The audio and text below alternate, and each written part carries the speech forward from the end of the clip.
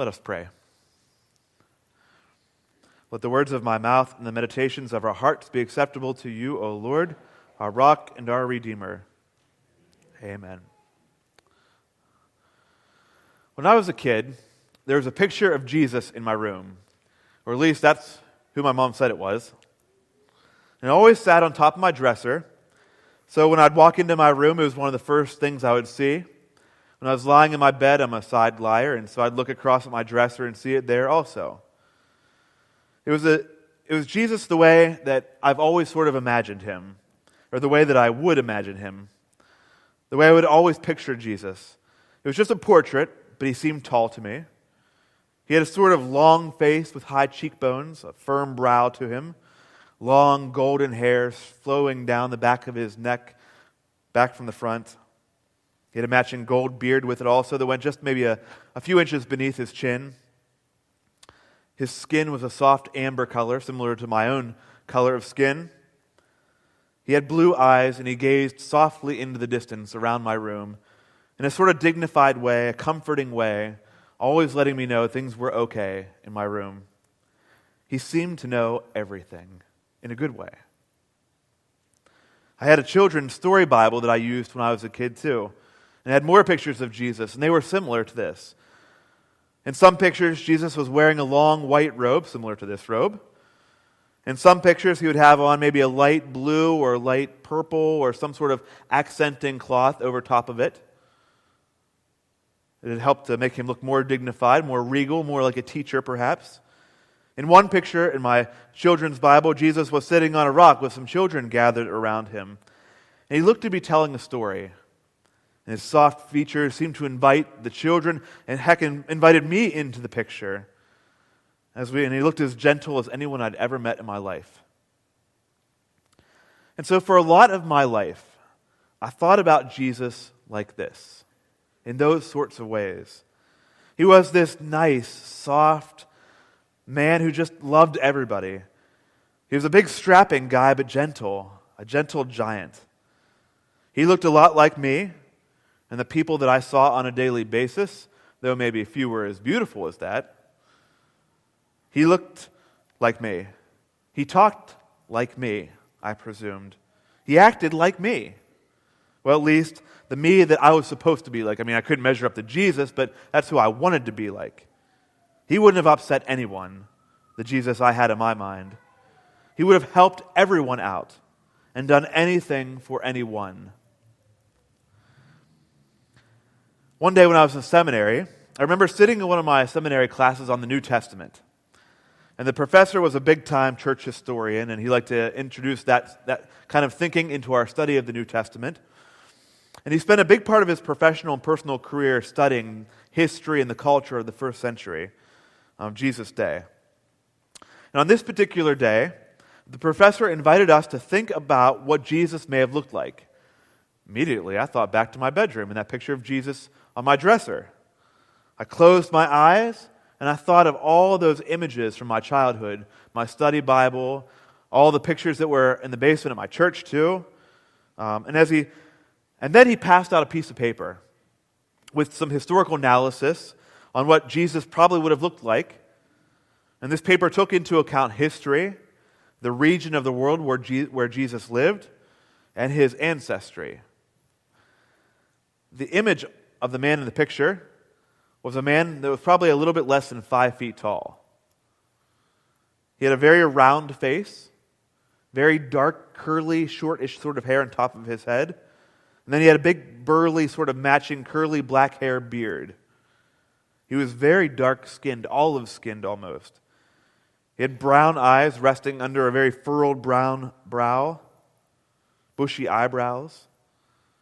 And my first thought was that he looked more like the sort of people that Americans had been hunting in Afghanistan than the pictures of the dresser of my childhood.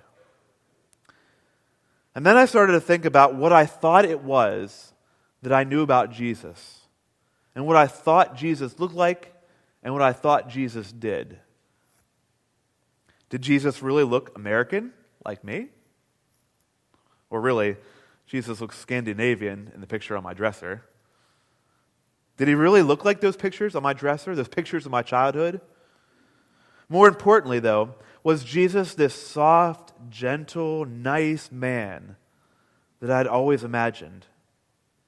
Straight-laced, maybe cracked a little bit of a grin or smile near those he loved or children? Was he this regular guy that was nice to everybody? Now let me be clear before I say anything more. I don't know what Jesus really looked like or what he was really like. None of us do. I don't know if his skin was white like mine or darker like the people who live in the Middle Eastern part of the world now. I don't know if Jesus was really a soft, gentle, easy to be with sort of guy. However, as we embark on this week of stories of Jesus, it seems obvious to me that Jesus must have been more, at least, than simply a soft, gentle, nice guy. Because, friends, at the end of the day, soft, gentle, nice guys are not typically the ones that get killed for treason, as Jesus will later this week in our stories. A week ago, or a couple weeks ago really now, I spent a day and a half in silence as I did a retreat across the river at the monastery. And part of that time in silence was spent imagining myself in various stories from the Gospels. And so I'd read a story for a couple of times over and over again, maybe a story like this one for Palm Sunday, and then I would close my eyes and I would imagine myself in that story. I would imagine Jesus and all the other people in the story and imagine myself where I might be in that scene. And I would spend about an hour in that silence of just imagination. And a number of profound thoughts came to my mind as I was spending those hours in silence. For me, I started imagining Jesus in an all-new way, a way much more human than I'd ever imagined before, and perhaps a lot more real than I had ever imagined before. I see that humanity and that realness of Jesus in the two stories that we've already read this morning, those two gospel stories from Matthew, perhaps especially this second one. My daughter likes to remind me that God gets mad sometimes. When I get mad, she says, "That's all right, God got mad too." I have to say, I don't think about, or I never had thought about Jesus or God getting mad ever in my life, but truly he does. My daughter is correct. God gets mad. God gets mad and Jesus gets mad. Indeed, there's no way to drive out people from a space or to flip over tables nicely or politely. Has anyone have any of you ever flipped over a table nicely? Oh. I mean, no one does that, right? You do it angrily. And if that wasn't enough to show how intense and enraged or angry Jesus is, then he says to himself, "My house shall be called a house of prayer, but you are making it a den of robbers." You know who Jesus is talking to? All of the religious leaders. This is like the most important people in the Jewish faith of that time. And these aren't just any religious leaders. This is Jerusalem, the head of the temple, the highest of the high here, the smartest of the smart, the most important of the most important. The most learned scholars and people of the church are here. Jesus goes there and does these things in front of them. In other Gospels, Jesus calls these religious leaders at times fools. "You fools," he says. In another spot, he calls them, this is my favorite, "You brood of vipers." Another place in the Gospels, he calls them sons of hell. Friends, these are not benign statements. Here, 2,000 years later, friends of hell doesn't seem to have the vitriol that it did indeed have 2,000 years ago. Calling someone or a group of people a brood of vipers doesn't sound that bad. Surely fools is not that bad 2,000 years later. But 2,000 years ago, these were serious insults Jesus wages here. To offer up equivalents in this day and in this space right now for comparative sake would likely have many of you very angry with me for my foul language and profanity. And yet, This is the way. Indeed, Jesus speaks to these religious leaders of his day. If we are faithful to our pursuit of Jesus, we quickly find that he is not all cuddly and nice, like I had imagined all those years of my childhood. He is, in fact, a revolutionary. He was killed for being a revolutionary.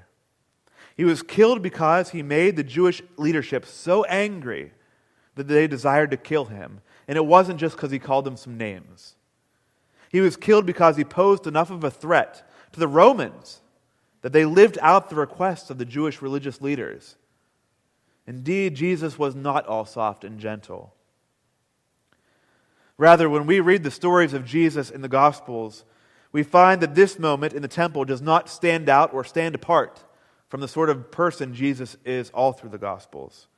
This is not the first time that Jesus becomes confrontational with those who live out life too comfortably.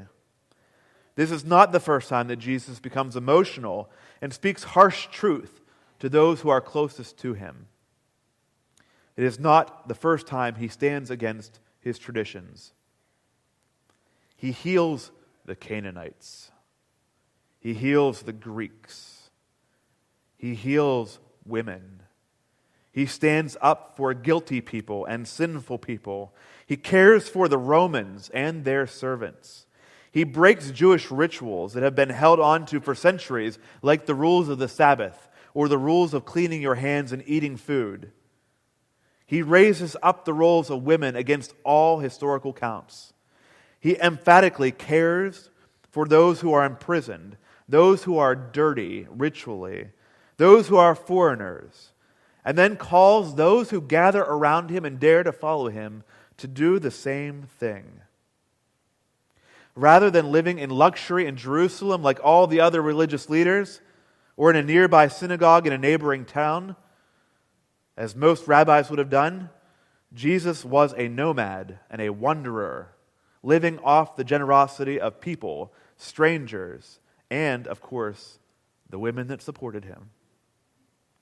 Rather than riding into Jerusalem on a stately horse, like the king he actually was, he rides in on a lame mule to be the expected derision of many. Why? Why would he do this? Because Jesus isn't here to make people happy, to abide into social norms or expectations. Jesus is not here to appease people. He's actually here to change things. He showed up to help us understand that love isn't sometimes nice or easy. In fact, proving this point cost Jesus his life. But he also means to say that love is worth it. Proving that love is the most important thing was actually worth losing his life over. You see that picture of Jesus in my room from so many years ago.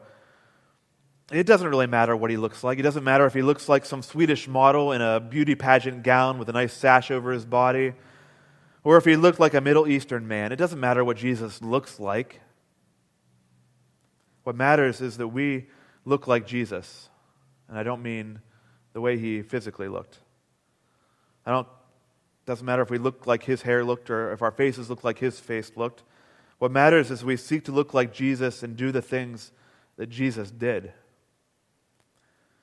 As we move through this week, this Holy Week, I pray that we will continue to search for Jesus who doesn't simply die on the cross to be like us or suit our needs. Rather, may we search for Jesus who is nothing like us. May our search for Jesus find that it isn't about making him look like us, but rather us looking like him. And may we dare to actually look like him. Amen.